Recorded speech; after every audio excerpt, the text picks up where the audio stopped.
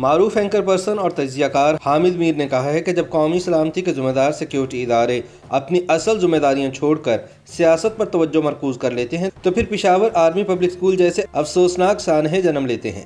वो याद दिलाते हैं कि इस सानहे के बाद ये गाना टीवी चैनल्स पर बार बार चलवाया गया कि बड़ा दुश्मन बना फिरता है जो बच्चों से लड़ता है। बकौल हामिद मीर रियासती इदारों ने इस गाने के जरिए पाकिस्तानी कौम को बताया कि पाकिस्तान का सबसे बड़ा दुश्मन भारत और तहरीक तालिबान एक ही है। लिहाजा अब कौमी सलामती कमेटी के सामने ये मौक़िफ़ कैसे अपना लिया गया कि टीटीपी वाले भी इसी धरती के बेटे हैं, चुनाचे हमें उन्हें कौमी धारे में वापस लाने दे। एक गैर मुल्की वेबसाइट के लिए अपने ताज़ा तरीन सियासी तज़किये में हामिद मीर कहते हैं कि 10 नवंबर के रोज़ सुप्रीम कोर्ट ऑफ पाकिस्तान में तलबी के मौके पर अदालत ने वज़ीर आज़म इमरान खान से एक सादा सा सवाल किया, लेकिन उनके पास इस सवाल का कोई जवाब नहीं था। जस्टिस काजी अमीन ने इमरान खान को मुखातिब करके पूछा था कि मिस्टर प्राइम मिनिस्टर, आप मुजरिमान को मुज़ाकरात के लिए टेबल पर ले आए, क्या एक बार फिर सरेंडर डॉक्यूमेंट पर दस्तखत करने जा रहे हैं?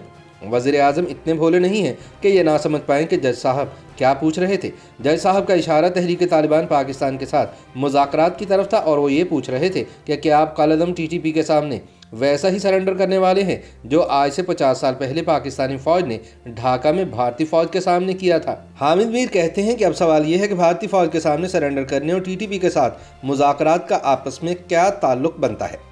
इसका जवाब देते हुए वो बताते हैं कि दरअसल जज साहब ने इमरान खान को याद दिलाया कि भारतीय फ़ौज के सामने सरेंडर भी 16 दिसंबर के दिन किया गया था और पेशावर के आर्मी पब्लिक स्कूल पर कालदम टीटीपी का हमला भी 16 दिसंबर के रोज़ हुआ था। जज साहब का सवाल दरअसल आम पाकिस्तानियों के दिल की आवाज़ था, जिनको बताया जाता था कि कालदम टीटीपी को भारत की हिमायत हासिल है और टीटीपी ने हमारे बच्चों को एक भारतीय साजिश के तहत शहीद किया और इसलिए एक स्कूल पर हमले के लिए 16 दिसंबर का इंतखाब किया गया। अब यही आम पाकिस्तानी एक दूसरे से पूछ रहे हैं कि अब तो अफगानिस्तान पर तालिबान की हुकूमत है।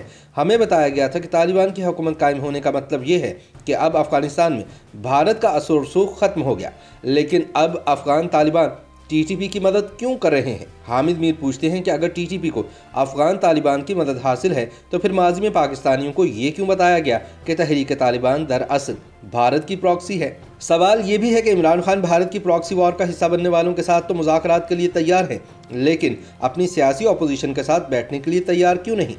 एक मफरूज़ा ये है कि सुप्रीम कोर्ट की तरफ से इमरान खान को तलब करने का मतलब ये है कि हवाओं का रुख बदलने वाला है। हमें साजिशी मफरूज़ों में उलझाने की बजाय सिर्फ ये पहलू सामने रखना चाहिए कि सानहे APS 2014 में रूनमा हुआ। इस सानहे की इंक्वायरी रिपोर्ट 2019 में सामने आई और 20 अक्टूबर सन 2021 को सुप्रीम कोर्ट ने इस मामले पर समाअत के बाद अपने ऑर्डर में कहा कि शोहदा के लवाहिकीन के मुतालबे की रोशनी में साबिक आर्मी चीफ जनरल राहील शरीफ, साबिक DG ISI ज़हीरुल इस्लाम, साबिक कोर कमांडर पेशावर हिदायतुर रहमान, वज़ीर आला खैबर पख्तूनख्वा परवेज़ खटक और साबिक वफाकी वज़ीर दाखिला चौधरी निसार अली खान के खिलाफ कार्रवाई करके 10 नवंबर को रिपोर्ट पेश की जाए। 10 नवंबर की सुबह कोई रिपोर्ट अदालत में पेश ना हुई तो अदालत ने वज़ीर आज़म को तलब कर लिया। ये कोई अनोखा वाक़या नहीं है। हामिद मीर बताते हैं कि माजी में नवाज शरीफ, यूसुफ रजा गिलानी और राजा परवेज़ अशरफ भी बतौर वज़ीर आज़म सुप्रीम कोर्ट में पेश हो चुके हैं। अदालत ने इमरान खान को 4 हफ्ते का वक्त दिया है और अगली समाअत पर उनके दस्तखत से रिपोर्ट अदालत में पेश की जाएगी। समाअत के दौरान मुअज़्ज़िज़ जज साहिबान के रिमार्क से ये वाज़ेह हो गया कि हुकूमत और कालदम टीटीपी के माबैन मुज़ाकरात पर इनके तहफ़्फ़ुज़ात हैं। याद रहे कि इससे कबल पार्लियामेंट की कौमी सलामती कमेटी के इजलास में army chief general Qamar Javed Bajwa और DG ISI जनरल फैज़ हमीद ने टीटीपी और तहरीक तालिबान पाकिस्तान के साथ मुज़ाकरात पर ब्रीफिंग दी थी।